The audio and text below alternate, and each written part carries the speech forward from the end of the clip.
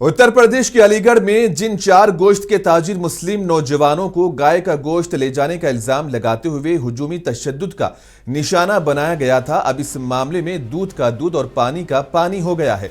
जिस गोश्त के नमूनों को जांच के लिए लैब भेजा गया था, अब पुलिस के मुताबिक FSL लैब की तहकीकाती रिपोर्ट में तस्दीक हुई है कि वो गोश्त गाय का नहीं बल्कि भैंस का था। अलीगढ़ पुलिस ने इस मामले में 4 लोगों को गिरफ्तार किया है और जल्द ही इस मामले में मजीद गिरफ्तारियां भी की जाएंगी। अब सवाल यह है कि कब तक गाय के नाम पर बेकसूर मुसलमानों की मॉब लिंचिंग होती रहेगी? कब तक यूपी में यूं खुलेआम कानून और अदालतों के अहकाम की खिलाफ वर्जी की जाने लगेगी? ऐसे में सबसे बड़ा सवाल यह है कि क्या हिंदू तंजीम के लोग गाय के तहफ़्फ़ुज़ के नाम पर गुंडागर्दी और गैर कानूनी वसूली कर रहे हैं? क्योंकि कई बार कुछ मीडिया रिपोर्ट्स में दावा किया गया है कि हिंदू तंजीम के लोग गोश्त के ताजिरों से रिकवरी का गैर कानूनी कारोबार करते हैं। अगर रकम ना दी जाए तो वो गौ कशी का बहाना बनाकर हंगामा बर्पा करते हैं। हरियाणा और यूपी में गाय के मुहाफिजों की सबसे ज्यादा दहशत फैली हुई है।